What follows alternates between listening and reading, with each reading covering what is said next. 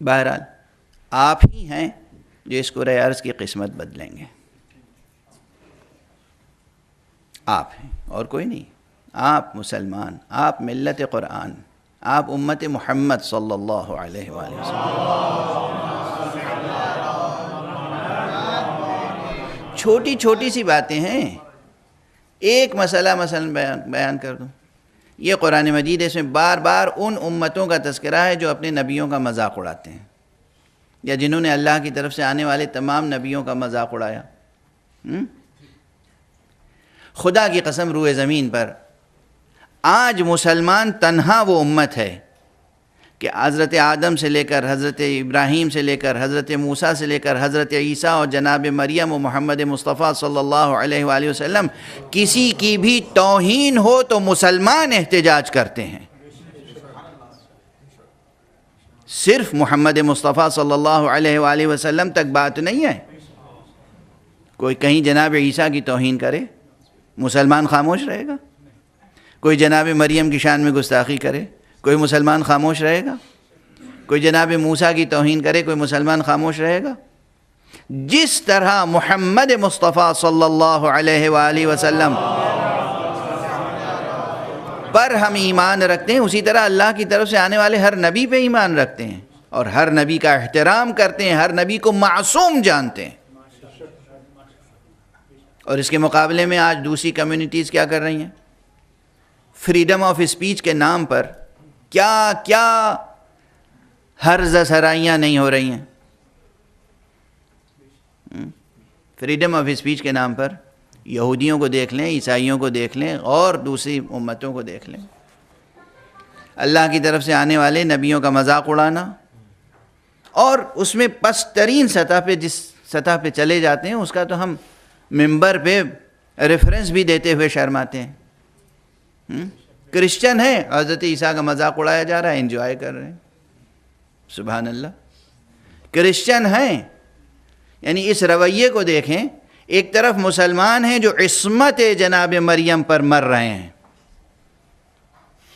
عصمت جناب مریم پہ دلیل قائم کرتے ہیں اور تخلیق جناب عیسیٰ کو معجزہ الہی کہتے ہیں۔ ایک طرف وہ یہودی ہیں جو جناب مریم کی شان میں گستاخی کرتے ہیں۔ عیسائی دوست کس کے ہیں؟ مسلمان نہیں پسند ہیں، وہ یہودی پسند ہے جو حضرت عیسیٰ کی بھی توہین کر رہا ہے اور حضرت مریم کی بھی توہین کر رہا ہے۔ غور فرمائیں صورتحال۔ تنہا اللہ سبحانہ و تعالیٰ کی طرف سے آنے والے نبیوں کا احترام کرتے رہنا، یہ تنہا ایک عمل بہت خیر و برکت کا سرچشمہ ہے، اور کم سے کم یہ قدر مسلمانوں میں باقی ہے سوائے ایک گروہ کے جو کوشش کر رہی ہے کہ احترام نبوت بھی ختم ہو جائے۔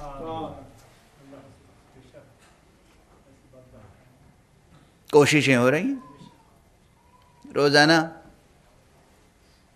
ایسے لوگ بھی موجود ہیں، ایک پورا ملک موجود ہے، آئیڈیالوجی یہی ہے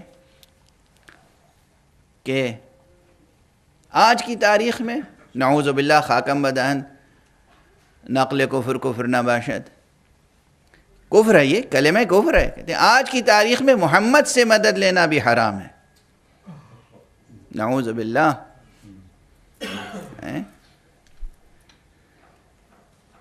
استغفر اللہ۔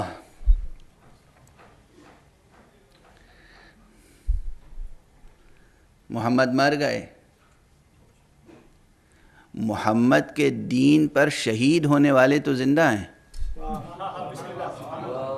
محمد مر گئے۔ اب آپ یہ بتائیے کہ یہ ناہنجار، یہ جاہل، یہ بدعقیدہ، یہ ذاکر نائک سچا ہے یا یہ قرآن؟ یہ قرآن جو کہتا ہے کہ اللہ کی راہ میں شہید ہو جانے والے زندہ ہیں اور اللہ کے پاس رزق پاتے ہیں، محمد کا نام لے کر مر جانے والے زندہ ہیں اور محمد مردہ ہیں۔ کیا تصور نبوت ہے؟ یہ ترجمان قرآن نہیں، یہ وہ ضمیر فروش ہیں جو یہودی ایجنسیوں کے ہاتھوں بک چکے ہیں۔ ان کا کام یہ ہے کہ مسلمان عقیدوں کو بگاڑ دیں، خدا کا نام لے کر خدا کے خلاف سازش کریں، توحید کا نام لے کر توحید کے آثار کو مٹائیں، توحید کا نام لے کر سب سے بڑے معلم توحید محمد مصطفیٰ کی توہین کریں۔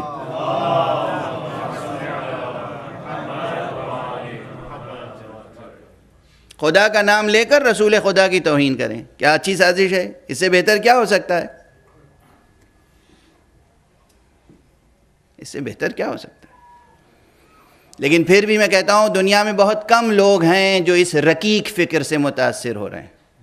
عام مسلمان، چاہے وہ سنی ہو یا شیعہ، عام مسلمان دل میں محمد مصطفیٰ کی محبت رکھتے ہیں اور ان کی زندگی کا یقین رکھتے ہیں، اور انہیں دنیا میں بھی اور آخرت میں بھی اپنی کامیابی کے لیے بہترین وسیلہ سمجھتے ہیں۔